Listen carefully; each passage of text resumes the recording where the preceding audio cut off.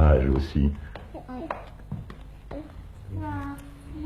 Celle-là a 3 ans et demi et elle s'appelle Julapon. C'est un peu un nom très difficile.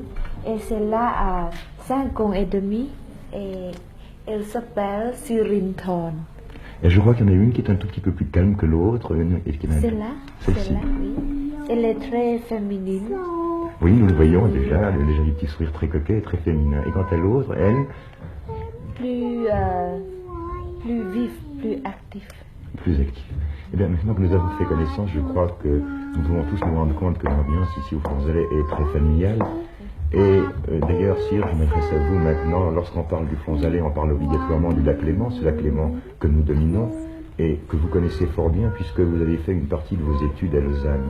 Lausanne dont vous gardez un grand souvenir, je crois.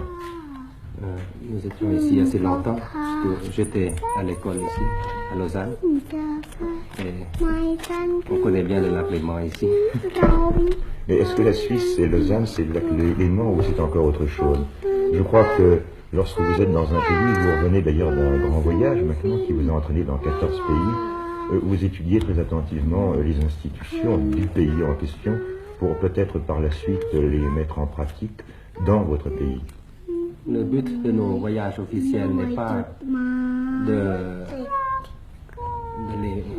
pour l'enseignement ou bien pour trouver quelque chose, mais c'est surtout pour apporter les salutations et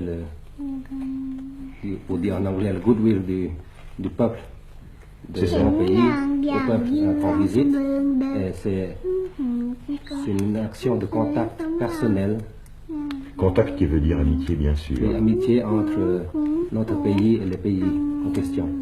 Là, ce que je disais tout à l'heure, Sire, étudier les institutions des pays étrangers, c'était d'ailleurs peut-être une erreur, car je crois savoir qu'en Thaïlande, que dans votre pays, on n'adopte jamais au fond ce qui vient de l'extérieur. On adapte tout au plus. On est ouvert à tout ce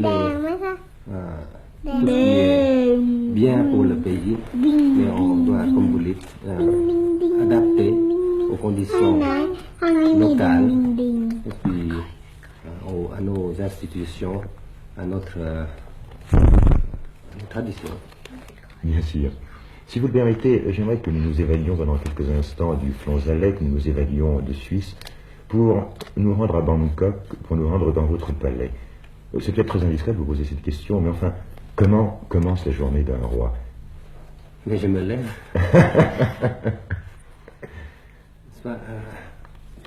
Pour dire une journée qui est typique, c'est difficile de vous la décrire, parce que chaque journée est différente.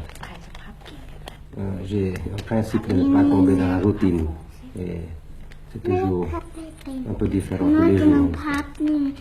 J'imagine tout de même que pour vous, votre métier de roi vous demande d'assister très régulièrement à ce que nous appelons ici le Conseil des ministres. Or, Conseil des ministres, c'est vous préoccuper principalement, je le sais, du sort de votre peuple. Non, le Conseil des ministres se réunit sous le Premier ministre. Je n'y assiste pas. Mais si je veux rencontrer certains ministres, il faut m'inviter à venir, ou bien plusieurs ministres en même temps, pour certaines questions. Quelles sont vos grandes préoccupations concernant par exemple la santé publique en Thaïlande? Car je crois savoir que justement la santé publique, c'est un des problèmes que vous vous efforcez de résoudre le mieux possible.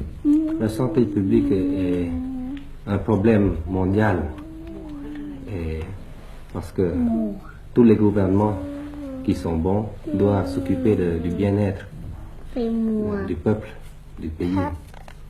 Et nous avons toujours fait, depuis bien des années, une campagne pour la santé publique, pour que le peuple puisse comprendre comment vivre.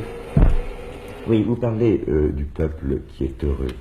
Et il est une chose remarquable d'ailleurs lorsqu'on parle de Thaïlande, c'est que lorsqu'on traduit ce mot de Thaïlande, on sait que cela veut dire terre libre, je ne me trompe pas, n'est-ce pas? Lorsqu'on parle de Bangkok, on parle de cité des anges, ce qui montre vraiment que votre pays est un pays heureux. Je crois probablement le plus heureux du sud-est asiatique. Comment l'expliquez-vous alors que vous êtes entouré au fond par des pays en agitation politique perpétuelle? C'est parce que nous gardons nos traditions, nous essayons de les consolider même.